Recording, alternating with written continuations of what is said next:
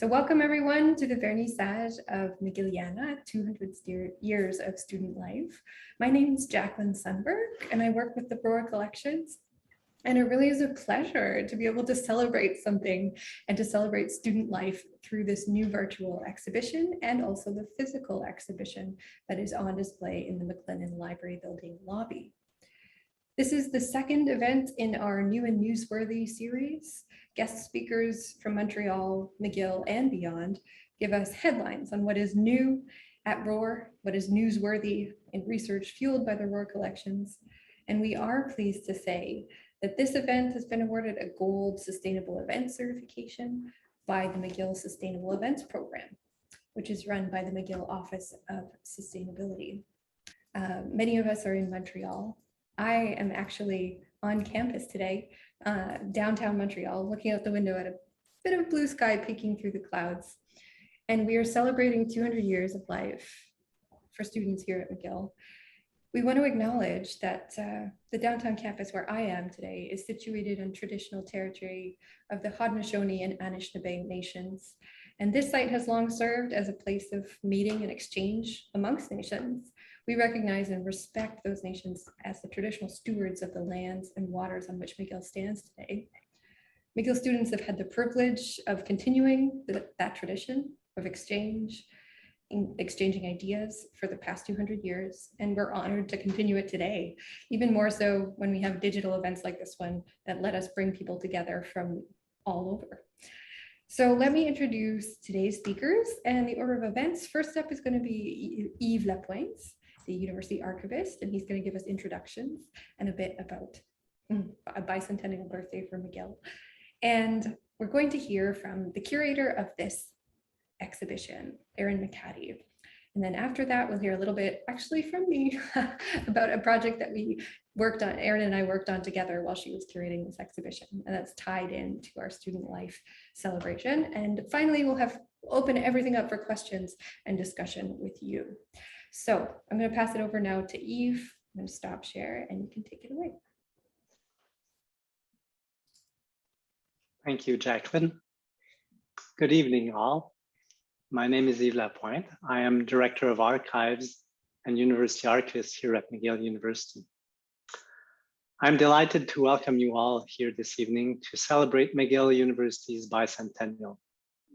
I've been looking forward to sharing this moment with you for quite a while. A few months ago, on March 31st, the university launched a celebration of its 200 years in education and research, hosted by two highly notable alumni. I can't imagine the number of students who attended the university for the past 200 years. On March 31st, 1821, Lord Dalhousie, then Governor General of Canada, granted a royal charter establishing McGill College. A bicentennial is a very special occasion, an occasion for us to reflect on our past, but also to look towards our future. Tonight, we reflect on 200 years of student life at McGill. For nearly 200 years, McGill libraries and archives have been collecting, preserving, making accessible, and promoting treasures from our past. Treasures and traces inadvertently left by students marking their time here at McGill for the past 2 centuries. Today, in an age of increasing digital resources, tangible archival materials and artifacts still have their place in everyone's life. That's what distinguished them in the library. Notebooks, diaries, photographs, yearbooks, posters, pins, jerseys, caps, artworks, and many other artifacts allow us to interact with history. A few years ago, in preparation for the bicentennial and trying to know better the jewels we have in our custody, we discovered an impressive quantity of material awaiting to provide ideas. The result was a short-lived cabinet of curiosities that drew quite a lot of attention. It soon became clear to us that this would be the launching pad to what is now McGilliana, a reflection and celebration of student life on campus. This special exhibit is only a small reminder how important student life is on campus and why it should never be taken for granted. Without students, there is no university and no life on campus. This exhibit is also a way to remind us of some of the many aspects of student life and how through time, they came to shape our university and the community we live in. This exhibit is also a way of saying thank you to the past generations of students for their legacy. The message could be passing the torch from yesterday's students to today's students and tomorrow's students. Before introducing our speaker, I would like to thank everyone involved in supporting this bicentennial project. I would like to thank the Canadian Heritage through the Canadian Council of Archives and the Young Canada Works program, in part for their support to present McGilliana 200 years of student life, an exhibit that made us learn even more about McGill and McGillians by delving and selecting material from the heart of our collections. Without further ado, and to give you more detail on this fantastic McGilliana exhibit, I have the pleasure to introduce you to my library colleague, Aeron MacHattie. Aeron is responsible for curating the virtual and physical exhibit. She will share with us the secret behind the making of this exhibit, explore with us the treasures of the collections, and get a sneak peek at the topics explored in the display cases and its virtual exhibit companion. Aeron MacHattie is a librarian and archivist who has been working with McGill for nearly 2 years. She holds a Bachelor of Art degree from Concordia University and a Master of Information degree from University of Toronto. Before joining McGill, she worked as a reference librarian at the Toronto Public Library and the Canadian Centre for Architecture. Between September 2020 and March 2021, she completed her Young Canada Works internship here with us at McGill, which involved describing a collection of McGill memorabilia and curating the related exhibition as part of the university's bicentennial celebration. She currently works as an archivist in the McGill Library's Collection Services Department. Aeron? Thank you, Yves. It's great to see everyone here tonight. Thank you for joining us for this celebration of the opening of McGilliana. Let me just get my slides up here. Okay. So as Yves just explained, this exhibition is rooted in a bicentennial celebration that's currently happening across McGill. Across the university, there have been a number of various events, including the Impact 200 Sustainability Challenge, a digital time capsule, and many other events and celebrations of McGill's past and of its future. As all of this was being planned, Yves suggested a bicentennial exhibition that would feature some of McGill University Archives' lesser known material about the school itself, especially objects, textiles, and some other unusual things that you don't usually find in archives. Soon after, a student worker named Nicolas Lamar prepared a proposal for the exhibition along with a survey of some of our interesting unprocessed materials. He made suggestions of categories of historical activities and of institutions that he found represented in these archives. And he also proposed various objects that he thought could fit into each of those categories. My work over my Young Canada Works internship has been to expand those categories, to refocus them on student experience, and to describe the archival material in one particularly rich collection that I drew from heavily. I also finalized the group of objects that are included in the exhibition, both the virtual version and the physical version, and also helped to digitize the material that was selected for the virtual exhibition. Before we move on to take a sneak peek at the exhibition itself, I'd like to once again thank Nicolas Rinfret-Lamarre for laying the groundwork for the exhibition, Yves Lapointe, Jennifer Garland, and Octavian Sopt for their guidance and their help with the physical exhibition, and Melissa Como, Vincent Charlebois, Alex Cohen, Marika Raimundo, Greg Houston, and the rest of the team that has made the virtual exhibition possible. So thank you to everyone. It really takes a whole team to make things like this possible. So this exhibition was conceived in two parts: the physical exhibition that we're celebrating tonight, and a broader digital exhibition that is currently available online. The digital exhibition contains a full 200 objects, one for each year of the bicentennial, while the physical exhibition that is installed in the McLennan Library Building lobby has a somewhat reduced selection. However, it also offers people the opportunity to see the objects in all of their material complexity, which is especially wonderful with the objects and textiles that are more three-dimensional. They have been beautifully photographed by Greg Houston for the virtual exhibition, but these three-dimensional objects really are difficult to fully capture in 2 dimensions and really have to be seen to be fully appreciated. The primary collection that's featured in this exhibition is MG 4319, the McGill University Archives collection. It is an artificial collection that was created by archivists at McGill to bring together a lot of small donations made by alumni and by various faculties at McGill to create a larger collection of publications, ephemera, and objects related to McGill and its history. I worked over a period of about 6 months to describe this material. You can see me here in action, as well as some of the fun things that I found along the way.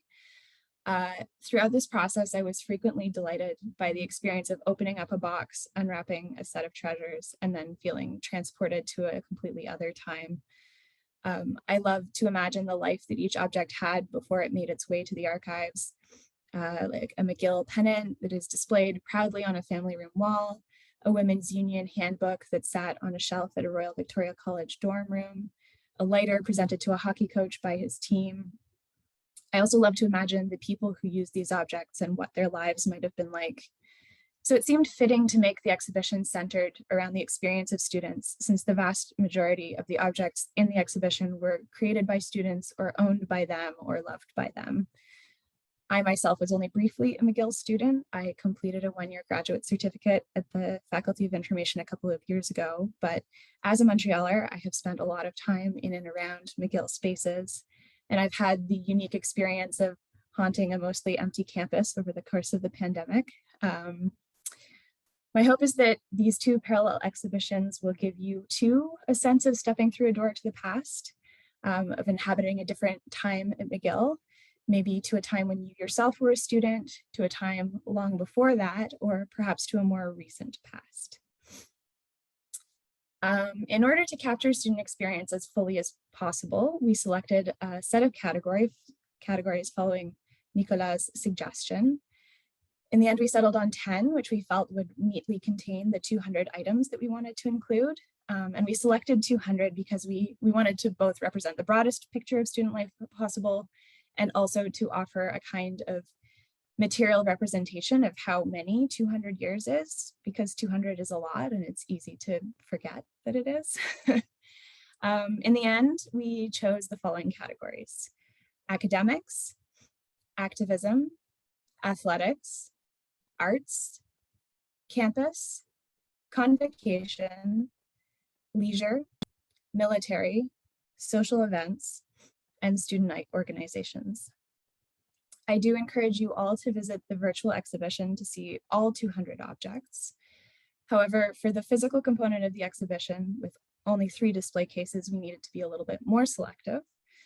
This process brought home once more how important it is to engage with the physicality of the objects that you're working with. I initially tried to select an even number of objects from each category, so I chose 5 as a start.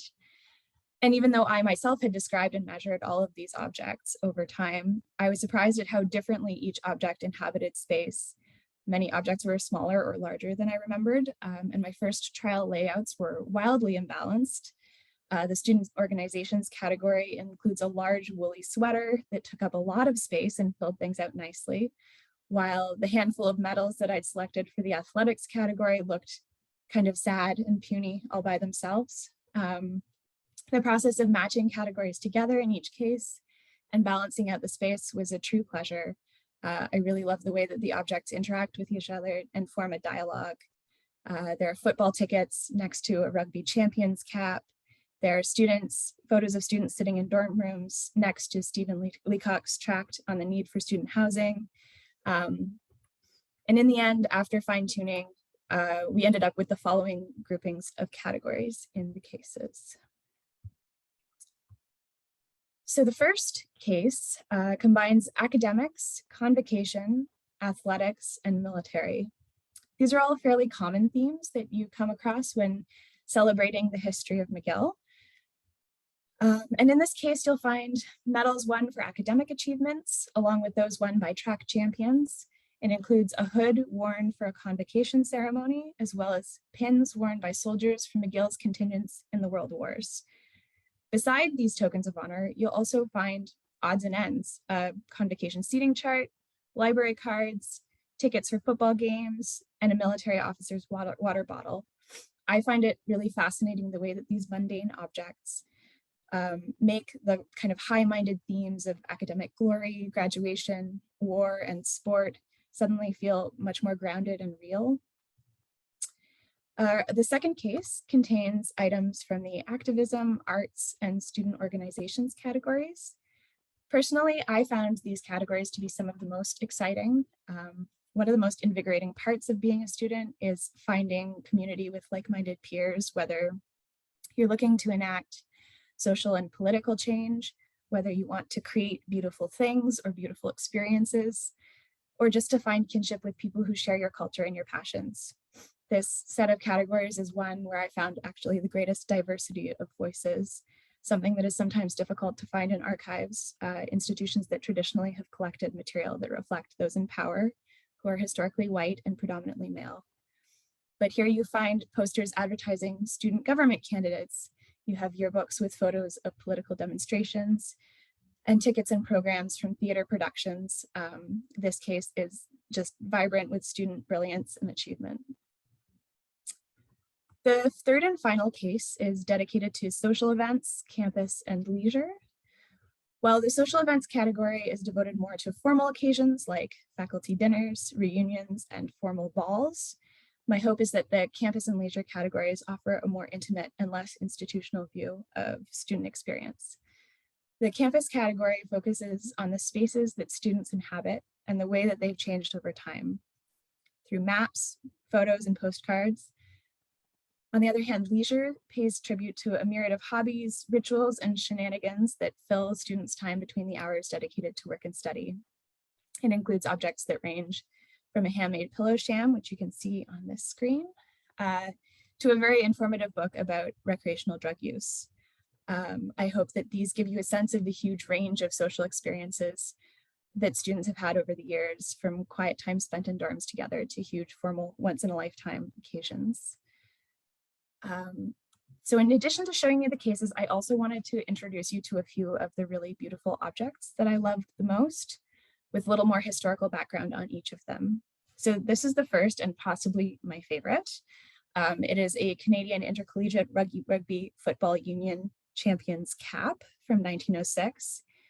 As you can see, it is made out of beautiful red velvet with a lot of really detailed wire embroidery. You've got the McGill crest there in the middle with a brim that says Champions CIRFU. This cap was belonged to Alan H.N. Kennedy, who was a member of this winning team. He was from McLeod, Alberta, and graduated in medicine in 1908. And you can see here, I've got a photo of the team. He is in, I believe, the kind of in the back left. And this team won the championship on the 24th of November, 1906, when they defeated the University of Toronto in a close game with a final score of 18-10 after a somewhat tumultuous but overall very strong season. After winning the the Intercollegiate Football Union Championship, they went on to play the Hamilton Tigers, which I guess are now the Hamilton Tiger Cats, for the championship of Canada, and were completely decisively defeated. No contest, unfortunately. But you can see both from this photo, and if you go to the yearbook page that's from, there's a detailed description of the entire season with all of the highs and lows, all of the reflections of fans, and you can really get a sense for the strong sense of victory. Second thing I wanted to show you is this tobacco tin. So before working on this collection, I was unfamiliar with the culture of collecting tobacco related material. So it's referred to Mccathy. And a lot of the time it focuses on things like this tobacco tin, as well as humidors and other cigar boxes and cigarette cases. This one is particularly interesting, of course, because it is for specifically a McGill mixture. My favorite part of the box is this beautiful illustration on the top of some students playing, coincidentally, rugby on the green in the middle of campus. I was really interested to learn that tobacco mixtures were this really important social signifier. There's a book written by Jarrett Rudy called The Freedom to Smoke that is a really fascinating social history of kind of the social role of tobacco in Montreal. But apparently having specific mixtures was a really strong indicator of class and sophistication. So the fact that McGill had its very own was, of course, I think, very important among in the society of McGill students. It's also just a really fun object to look at. There is really beautiful illustration all the way around. So I encourage you to either take a look at it online or come and see it in person to get a sense for the whole thing. You can see there are a number of different tobacconists' names on this box. And I think it's really interesting also to remember that William C. McDonald, who was a huge benefactor of McGill, was also a tobacconist. So he's the one for whom the McDonald Engineering Complex is named. So really interesting to think about how different tobacco culture was then as opposed to now. I'm someone who grew up in the era of smoking being banned progressively in various public spaces. So you can really get a sense for how different things felt then. I've also included here a couple of other Tobacconiana objects. In addition to collecting the boxes that various tobacco products were kept in, there were also things called premiums that were included, kind of like bubblegum cards in cigarette packs or packages of tobacco. So these are just two examples. We've got a McGill College cigarette silk, which is it's just like a small scrap of silk, and then a similarly sized tobacco leather, which is a pennant shape with the McGill crest stamped into it. These are both from the same collection as the tobacco box. And initially were very puzzling to me until I got a little bit more familiar with this tobacco culture. The third and final object I wanted to show you was this water bottle that belonged to a member of the Canadian Officers Training Corps, the Montreal division. The COTC was founded in September 1912 and existed until 1968. And its role as an organization was to facilitate the recruitment of students from various university bodies into the Canadian military. And it had an especially important role during the two world wars, of course. It took me some time to track down C.C. Jennings, the original owner of this water bottle. You can see his name on the bottle itself there. And it turned out that he actually was a member of the attached instructional staff. So you can see there's a portrait here of the instructional staff from 1940 to 1941. And he is once again in the back left. Put in a little enlargement of his face there because it's a little bit small. But as officers were recruited and trained at McGill, they would learn skills ranging from the practical to the much more theoretical. There's another really interesting photo in the physical exhibition that shows a bunch of students learning how to correctly set barbed wire.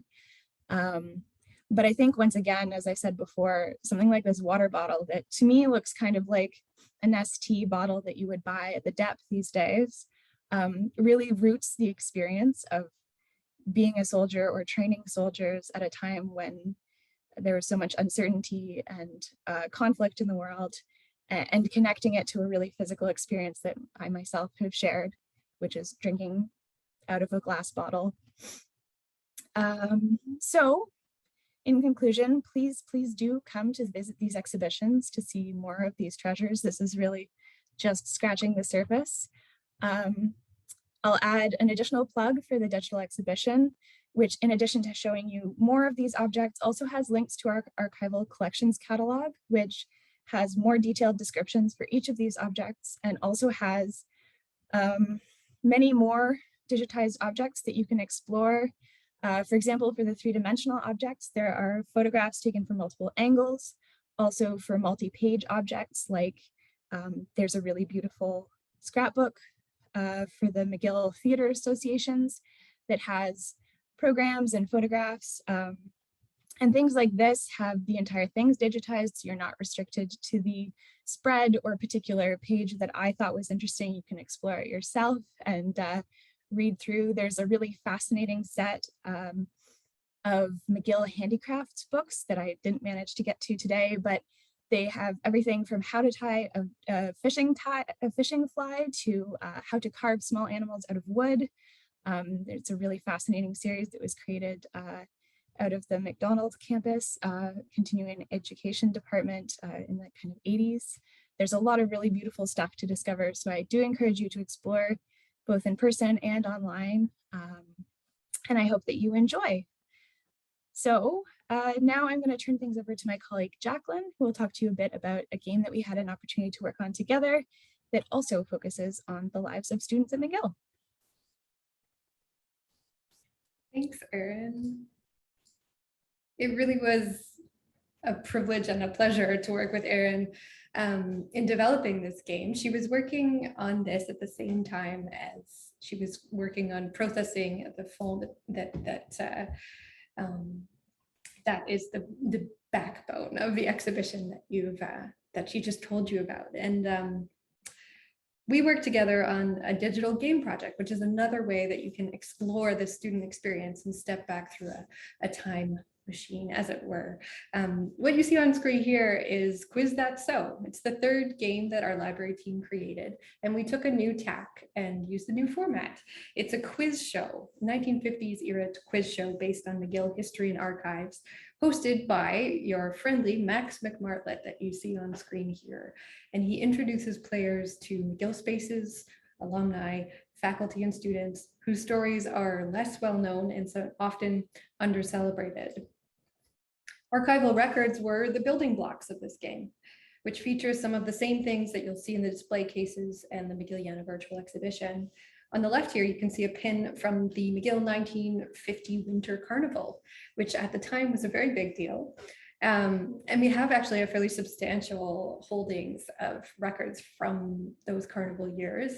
And our talented videographer and video editor took that image from the pin and other material, the pamphlets and posters from that McGill Carnival, and using archival footage from the Graduate Student Society and our archival collections, and injecting a whole lot of creativity, made the opening video for this game. So I'm actually going to show you all the first little bit.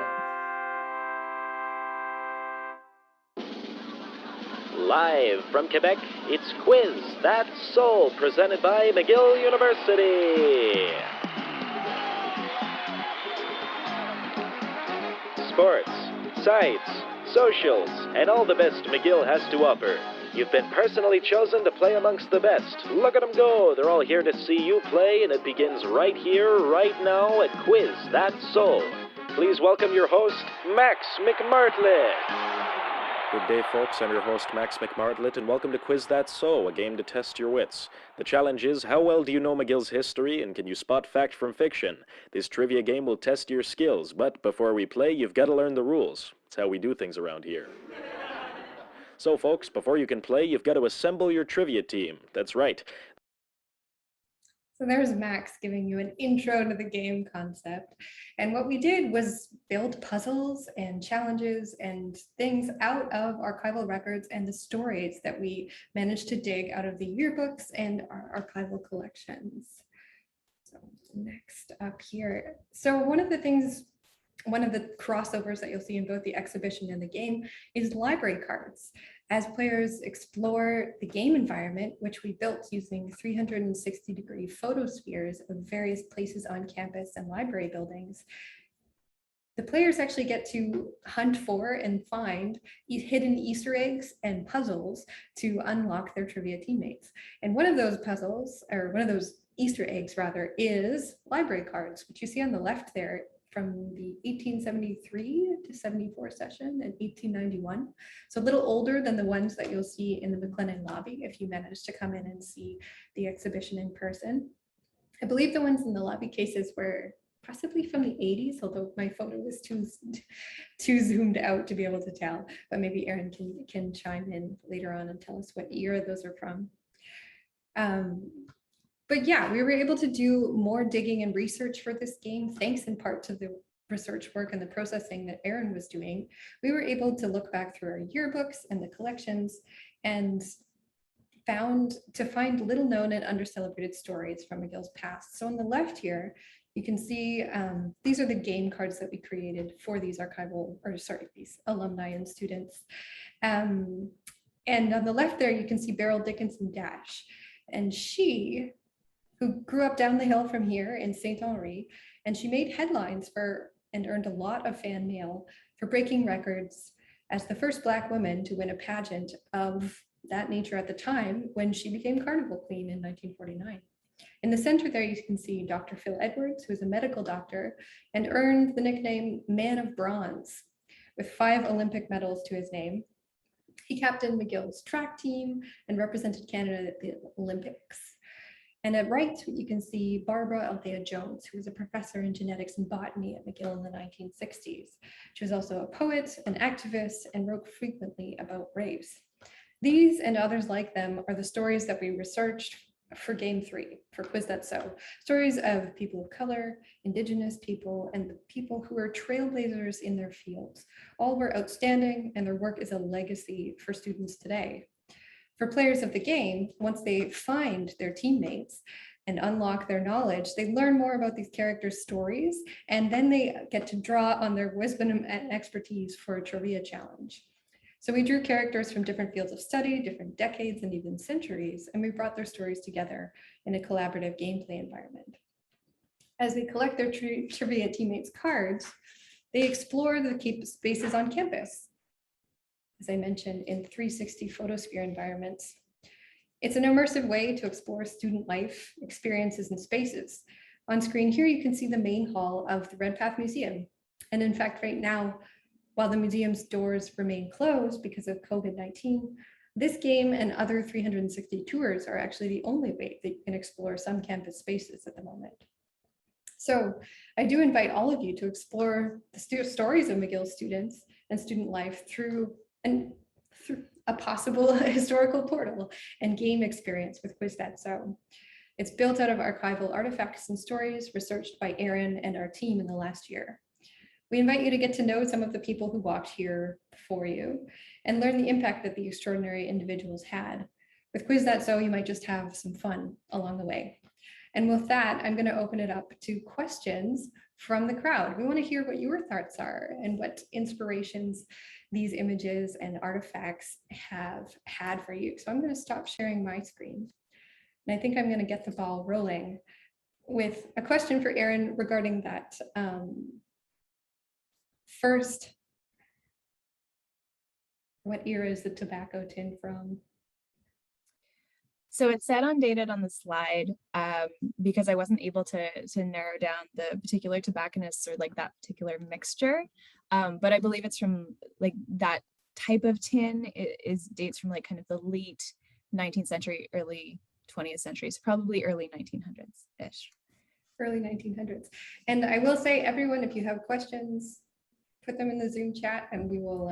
I will voice them on your behalf to either Yves or Aeron, or we also have Jennifer Garland standing by. So if you have we've got some people who can answer your questions in the chat.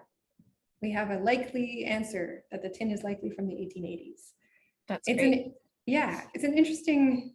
Yes, I also grew up in the generation where smoking disappeared from public spaces. So it's interesting to see that at a certain point in time, tobacco and tobacco culture was such an integral part of daily life and student life as well. It probably has worked its way into the stone walls at that time. Another question for you, Aeron. Your categories for the exhibition, one of them is military, which for many people is a complex topic. How did you approach a topic that is often controversial these days about the military past that McGill has and that sort of thing? Yeah, that's a really good question. And I think probably one that I'm still kind of figuring out on my own relationship to military history, because while on the one hand, I am a bit of a pacifist and I feel very strongly that war should be avoided at all costs, I do feel that it's important to remember especially the effects of war on individual people, especially the people who were acting as soldiers and dying in these wars, and also their families and the people who were left behind. So I think for that category, I wanted to focus kind of on the everyday experience of, and as I did with the whole exhibition, I wanted to focus on the everyday experiences of people. So in the physical exhibition, you'll see, in addition to the water bottle, there are a number of photographs of, there's one of COTC officers, and there are a number of women who are part of the McGill Red Cross contingent. Mm-hmm. And a lot of those are just in gymnasiums at McGill from their period of training. There are also booklets from commemorative services that happened after I believe the Second World War, particularly, as well as the dedication of the memorial buildings further up the hill. So hopefully in those, it is focusing more on the remembrance of those sacrifices, the remembering the really tangible effects of war on people and on cultures, and not glorifying war or battle or kind of the battle victories, but more the individual experiences of the people themselves who are going through that. So yeah, and it's a delicate approach, and it has to be. You're working with collections that others donated to the university over the years, and processing them. There's a legacy there that we have the responsibility to preserve and share. I think one of the questions that came in is closely related, because there is a strong history of activism at McGill. And one of the ones that comes to mind is student protests against military actions. And do you want to speak a little bit more about the activism and student movements that you included in the exhibition? Sure. Yeah, I see Marika's comment there. I think while of course the movement against the war in Vietnam was really, really active in McGill, on the McGill campus, there are also a whole bunch of other causes and movements that are documented in the archive. There's one box in particular that I'm thinking about that I thought about including in my presentation, but it's not quite as pretty as the rest of them, because it's really just every interesting poster that was put on a bulletin board in between 1969 and 1971, which of course was a really, really active time politically. Yeah. So those causes, yeah. And so it's everything from opposing the cutting down of trees on campus for the expansion of the engineering building, to opposition to a speaker coming to campus because they were a controversial speaker, which of course is a very familiar topic these days. I think there's been a lot of controversy at various university campuses about different speakers. There are of course demonstrations for everything from the rights of the Quebec people to showing solidarity for people in Iran during the revolution there. There are posters for meetings of student groups that focused on Black issues, on Asian students' experiences, on women's issues. There are posters advocating the repeal of abortion laws. It's really just like runs the gamut of the political spectrum.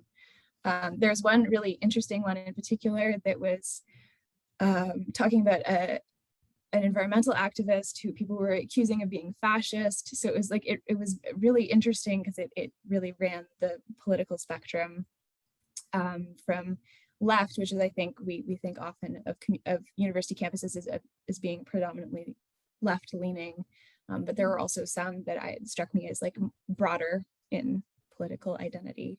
Yeah, I mean, there's, as you said, 200 years is a long time, and you had a lot of material to work with, even from a short span of 1969 to 1971 with these posters. There's a question that came in wondering if you're going to actually rotate things through the exhibition cases in the lobby to be able to show a larger selection of items. That's a really interesting idea, and maybe Jennifer, we need to talk about that. It is a good idea. I can see a smile. Jennifer, there's a lot of work that goes into setting up 3 cases of material just so. So we have no plans to rotate, but luckily in this case, we have the virtual exhibition to explore instead of the cases. But this is just 200 years of McGill history. I think that we'll have many more anniversaries to celebrate showing the physical objects. I will also jump in to once again plug our archival collections catalog, which has digitized material from not just collections related to this exhibition, that really allows you to explore not just McGill's history, but Canadian history and global history. There's everything from really beautiful watercolors of Indian birds to architectural plans for McGill buildings. It's a really great resource to explore if you want to really dig into more beautiful things. You mentioned a couple of your favorites, and I also really like the cap. I have seen it in person in the exhibition case, and I was struck, as many of you might be if you have the chance to come in person, that it's actually much smaller than I expected it to be. And I was like, oh, was this made for a 2-year-old? Or apparently not. It was made for a full-sized man and rugby player. Can you tell me a little bit more about that? Maybe it's a story. Do we know who donated it to the collection? So I believe that the cap came in, one of our donors is in the chat right now, but I believe the cap came in as part of the Ian Pilarczyk donation. So he actually purchased a number of items from various sources and then donated them. So unfortunately, we don't have like a ton of information directly from the previous owner's family. So his name was Aeron MacHattie. I don't know how big his head was, but we can go and measure the cap. It's just it's an interesting one. Well, without any kind of like sartorial expertise from the early 1900s, I imagine it was just designed to be kind of a shallow cap. Like it wouldn't sit as low on your forehead as one today would, because I also was struck by how small it really is, kind of just like a cap with a little tiny brim. I don't imagine you'd be very successful trying to wear it while playing rugby, but yeah, no. I think it's the velvet. It's just so striking how beautiful an object it is. Are there any others in the collection? I think Yves might be a good person to answer that question. Yves, can you unmute? Yes, I am. Thank you. We might have some other in the collection if you haven't seen them, and I believe we haven't seen everything. We have to keep some for other events as well. So yeah, I see. Saving some treasures. But you know, we were offered some, and the condition we are right now with the COVID. I actually had a donor come to me and offer a cap from the late 19th century, similar to that one. Worn by his grandfather or great grandfather, I believe. So that's in the works, and when the time comes, then of course we'll be happy to put it on display.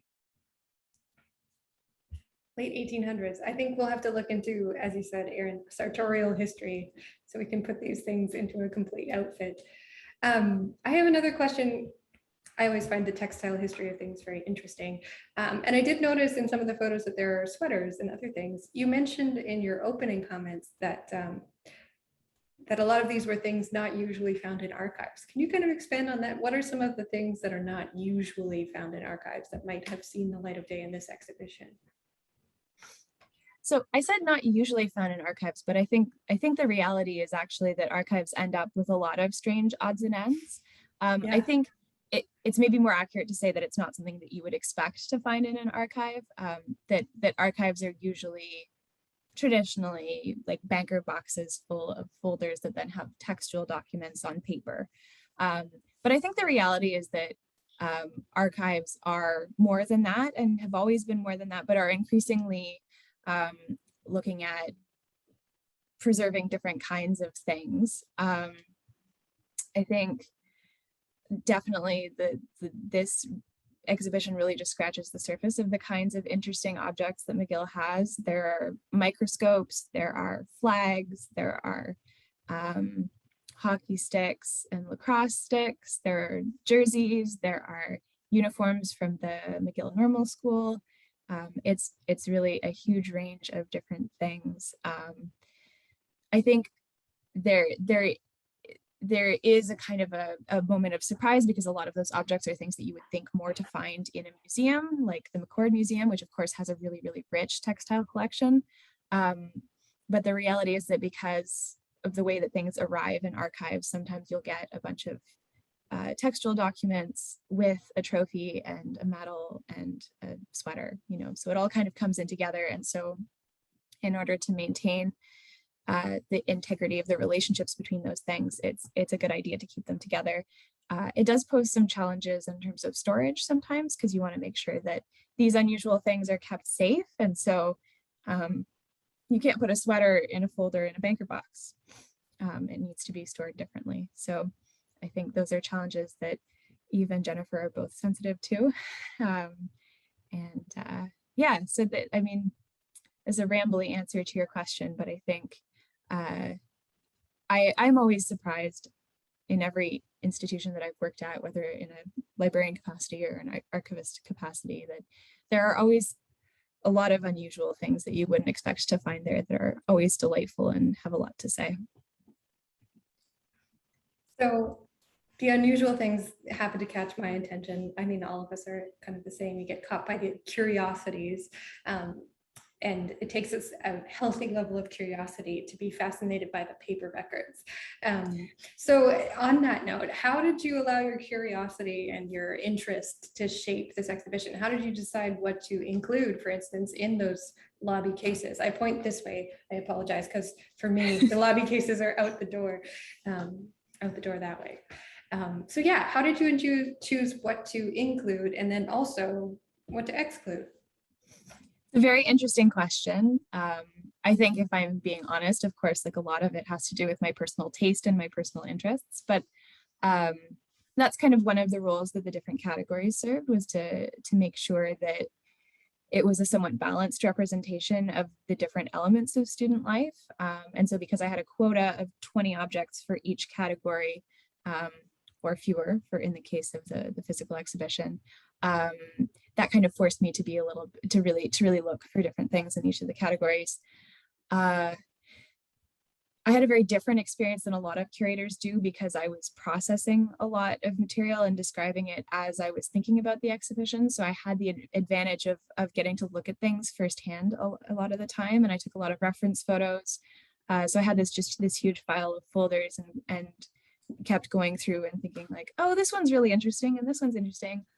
And, I know we benefited that in the game as well, because that same work benefited because we're like, oh, this really interesting thing came up and that found its way into an Easter egg, or it found its way into the notes about a certain character in the game. We definitely benefited from that work that you did, which was a nice crossover.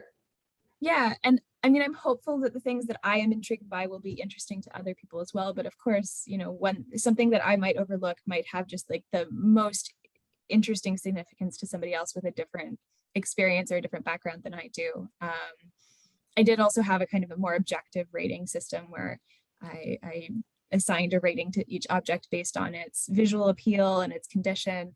because some things were really, really interesting, but quite fragile and difficult to display. But other things really, really jumped out as like, oh, this, like the cap, this definitely has to make it in, you know, like this is such a unique and fascinating object. I think also different stories have different abilities to provoke imagination and to tell a story. And so I tried to look for things that interacted with each other in interesting ways and added depth just by being next to each other.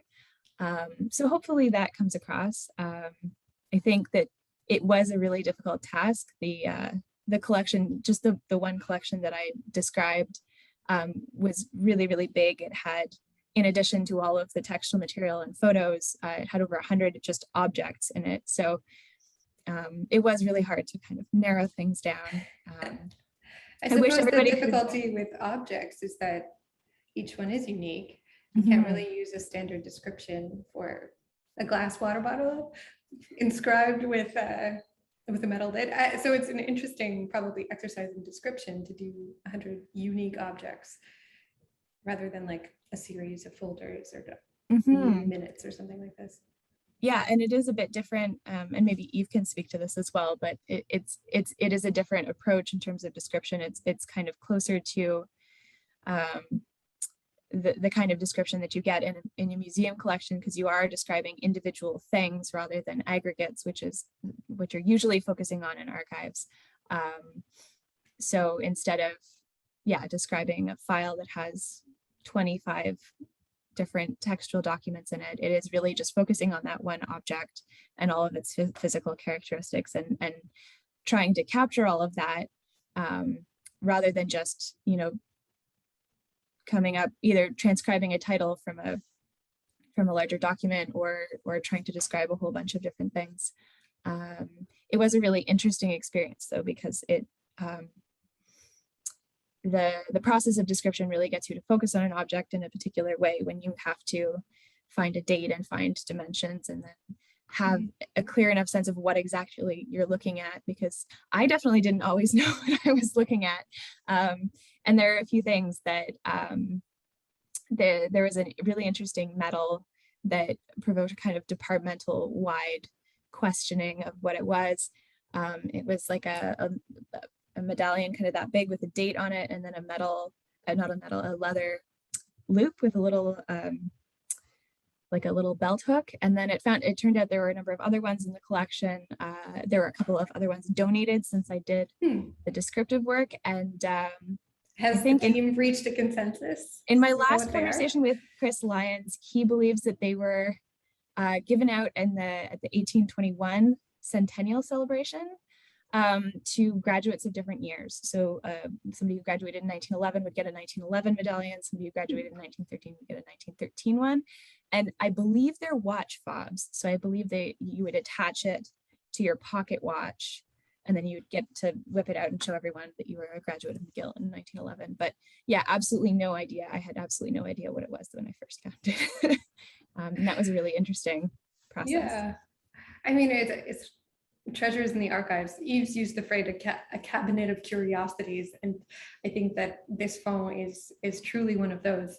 I think that's about all the time we have for questions. So thank you, Aeron, for taking us on an internal tour of the exhibition. And we do encourage all of you to look through the online one. Now I'm going to pass it over to Jennifer, actually, for some closing comments. So thanks, I'll just extend my thanks. Well, a huge thanks to Aeron MacHattie for bringing these precious items to light through the exhibition, both in person and virtually. I have to say that over the last weeks, as we've been setting up the exhibition, a new generation of students have been passing through the lobby and stopping to admire and question and laugh about these objects. So they truly are timeless. Thanks to our other speakers, to Yves Lapointe, to Jacquelyn Sundberg, and special thanks to Michelle McLeod, who's part of our technical team behind the scenes making today's event possible. These events are also possible thanks to our donors and funding from the Social Sciences and Humanities Research Council of Canada, and to private donors, Ron Harvey and Doug Bagley. Thank you all. Thanks to our audience for joining us today. Do sign up for our mailing list for news of future events. Those are the new and newsworthy events, our theme for this semester. The next event comes up on October the 5th. It's titled Birding Mount Royal, Yesterday and Today. And I'll ask my colleagues to drop the links into the chat for all of you. And I'll leave you with yet another way to connect with our collections. And this one is very tactile. It's an interactive book published 2021, A Maze, an A to Z McGill experience. And if I'm lucky, I'll open to the middle of the book to our McGill martlets. And thank you all for coming. See you next time. Bye, everybody.